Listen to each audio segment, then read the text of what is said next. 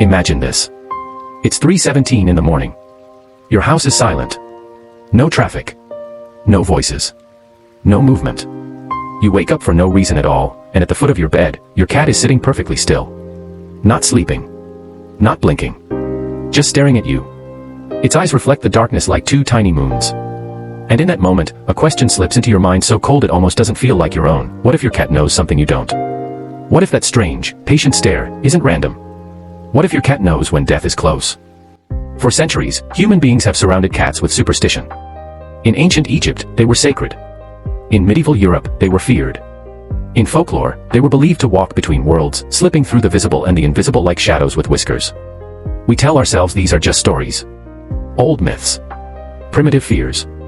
But then, every once in a while, reality produces something so unsettling that even science has to stop and look twice. One of the most disturbing examples came from a nursing home in Rhode Island, where a cat named Oscar became famous for a reason no one wanted to believe. Oscar lived among dementia patients. He wasn't especially affectionate. He didn't spend his days cuddling with everyone. But staff noticed something chilling. When a patient was about to die, sometimes within hours, Oscar would climb onto that person's bed, curl up beside them, and stay there.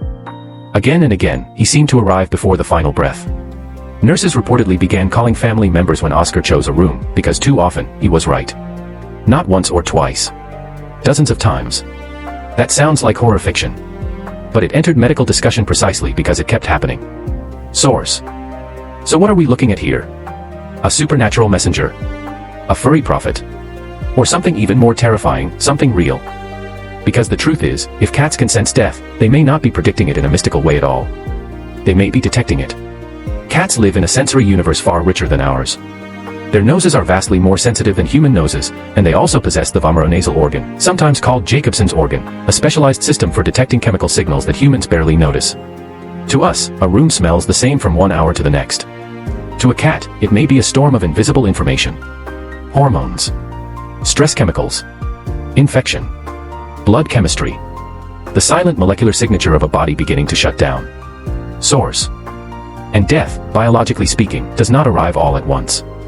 The body changes before the mind can name it. Breathing patterns shift. Circulation weakens. Temperature changes. Tissues release different compounds. Metabolism alters the scent of skin and breath. Human beings are mostly blind to these transitions. But cats are not built like us. They are hunters, observers, creatures of micro-signals. They notice the tremor in a hand, the weakness in a step, the delay in a heartbeat rhythm, the new smell under familiar skin. What terrifies us is not that cats are magical.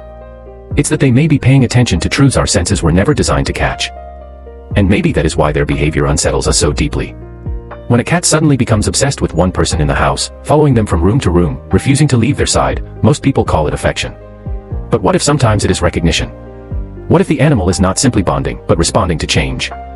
If your cat curls up on your chest more often when you are sick, if it watches you in the bathroom when you feel faint, if it becomes agitated before a collapse, that may not be coincidence. Animals often respond first. Humans explain later. But cats do more than smell. They hear what we miss. Their ears detect frequencies beyond our range. They are exquisitely sensitive to tiny shifts in movement, breath, tension, and voice. A person nearing death may move differently, inhale differently, even exist differently in a room. There is a fragility to the body in decline, a thinning of rhythm.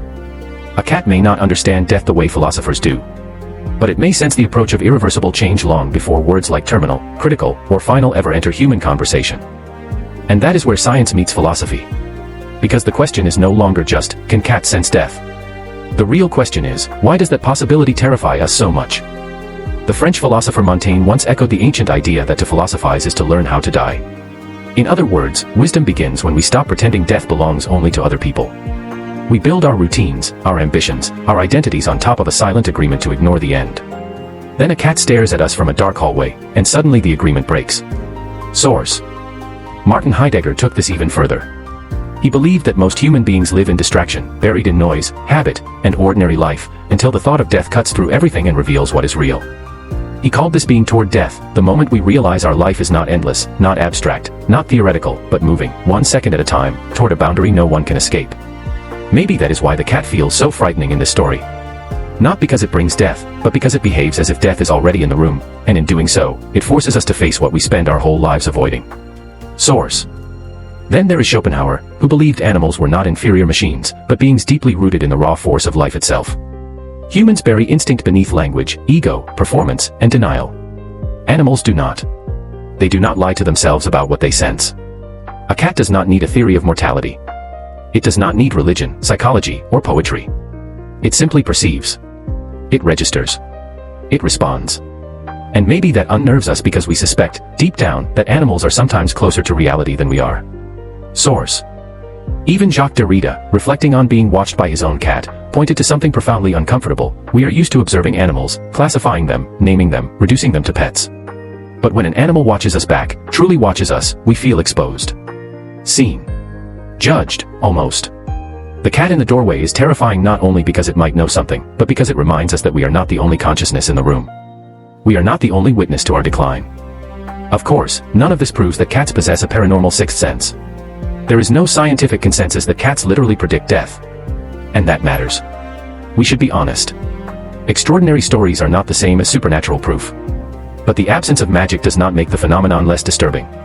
In some ways, it makes it worse. Because if cats can detect approaching death, then death may be far less sudden, far less invisible, and far more physical than we want to believe. It may announce itself in chemistry, temperature, and rhythm, quiet signals drifting off the body while the person themselves still thinks they have more time. That idea changes everything.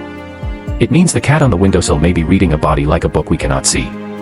It means your pet may notice the storm before the first drop falls.